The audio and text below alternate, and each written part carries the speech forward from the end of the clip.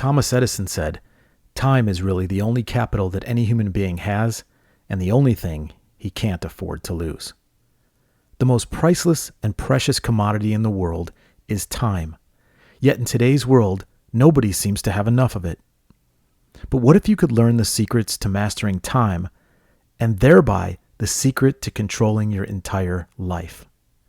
In my book, Time in a Bottle, Mastering the Experience of Life, I reveal the secrets to owning the creative moment, being a powerful creator, and manifesting your true desires. Through each chapter, I offer insight on what causes you to feel stuck in time and what energy, thoughts, and mindset helps you to feel like you're owning every second of your life.